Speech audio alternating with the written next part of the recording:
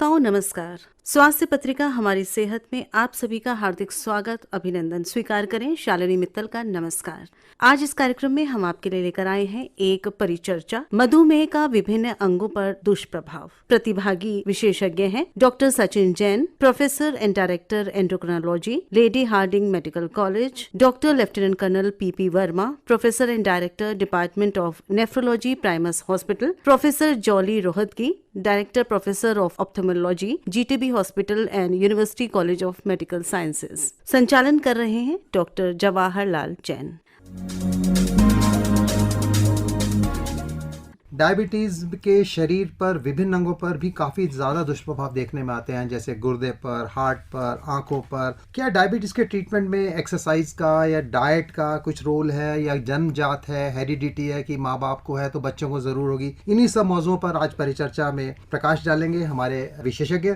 और प्रोफेसर सचिन जैन, आपका स्वागत है। और सबसे पहले आपसे ही जानना शुरू करेंगे परिचर्चा कि डायबिटीज़ या मधुमेह या शर्करा रोग बेसिकली ये है क्या, और ये कितनी तरह की होती है, क्यों हो जाती है डायबिटीज? धन्यवाद। डायबिटीज एक क्रॉनिक बीमारी है जिसमें हमारे रक्त में ब्लड ग्लूकोज की मात्रा बढ़ जाती है। ये बढ़ जाती है, इससे पहले मैं बात करना चाहूँगा कि नॉर्मली हम अपने ब्लड ग्लूकोज को कैसे कंट्रोल करते हैं। हमारे पेट में एक बहुत इंपॉर्टेंट ऑर्गन है जिसे पैंक्रियाज कहते हैं, और पैंक्रियाज दो तरह के जूसेस बनाता है। जो एक्सोक्राइन पैंक्रियाज वो जूस बनाता है जिससे कि हम अपना खाना पचाते हैं। खाना पचने के बाद जब ग्लूकोज हमारे शरीर में तेजी से बढ़ती है तो उसको कंट्रोल करने के लिए हमारे पैंक्रियाज से ही बीटा सेल्स होते हैं जो कि इंसुलिन बनाते हैं। इंसुलिन ही वो हार्मोन है जो हमारी शुगर को एक नियंत्रित करता है और एक डेफिनेट लेवल से ऊपर नहीं जाने देता है। अगर ये किसी वजह से ये जो प्रोसेस है ये कुछ खराब हो जाए या डिफेक्टिव हो जाए तो फिर ब्लड शुगर बढ़ जाती है और इस अवस्था को डायबिटीज कहते हैं। नॉर्मली ब्लड शुगर जो फास्टिंग स्टेट में है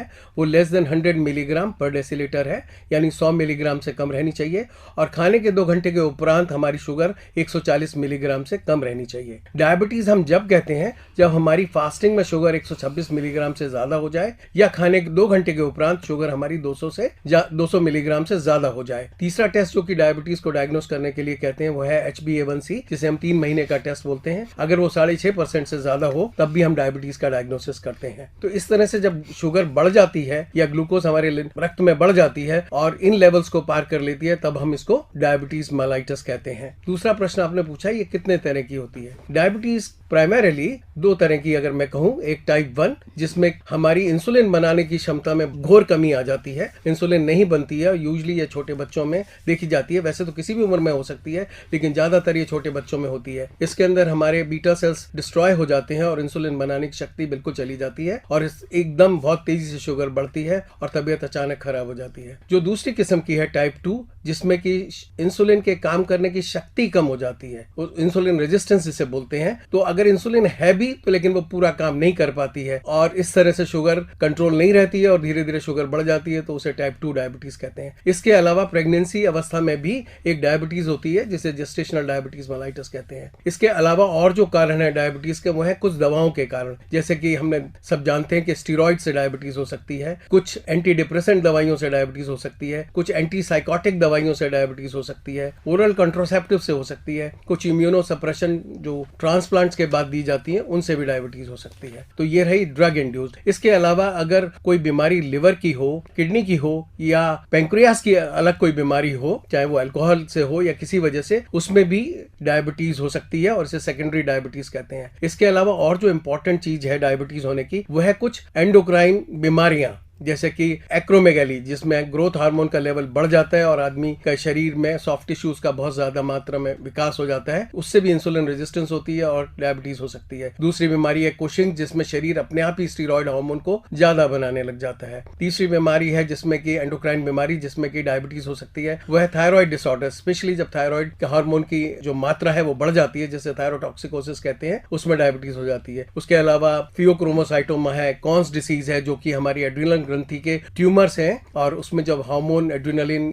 या कैटेकोलामीन्स या एल्डोस्टेरोन ज्यादा होने लगते हैं तो उसमें भी डायबिटीज हो जाती है। क्या ये हेरिडिटरी मानी जा सकती है और क्या इतनी भयानक मानी जाती है कि इसके डिफरेंट ऑर्गन्स पर कोई दुष्प्रभाव हो सकते हैं बॉडी के, मतलब क्या जी किडनी हाँ। पर हो, हार्ट पर हो, आई पर हो सकते हैं? जी हाँ, पहली बात कि क्या ये जेनेटिक्स, हाँ डेफिनेटली पॉलीजेनिक डायबिटीज है। अगर माता पिता या किसी सिबलिंग को हो तो जो बाकी के सिबलिंग्स हैं उनको अराउंड 30% चांसेस है कि डायबिटीज हो जाए। टाइप 1 डायबिटीज अगर माँ या बाप को हो, बाप पिता को हो, तो भी चांस ये है कि अराउंड बच्चों को भी डायबिटीज होने के चांसेस रहते हैं, लेकिन ये टाइप 2 डायबिटीज से कम होते हैं। अराउंड 6% के करीब बच्चों में ये डायबिटीज हो सकती है। इसी तरह से अगर माता पिता को हो, भाई बहन को हो और परिवारजनों को हो, फर्स्ट डिग्री रिलेटिव्स को, तो आने वाली पीढ़ी में इसके होने की संभावना ज्यादा रहती है। क्या ये डिफरेंट ऑर्गन्स पर दुष्प्रभाव डालती है? जी हाँ, लगातार डायबिटीज में जो शुगर की मात्रा बढ़ने से हमारे विभिन्न जो अंग है, महत्वपूर्ण अंग जैसे कि आंख है, गुर्दा है, हार्ट है, हमारी आर्टरीज हैं, हमारी नर्व्स हैं, इन सब के ऊपर इन्वॉल्वमेंट हो जाती है और ये कॉम्प्लिकेशन क्रिएट कर सकती है।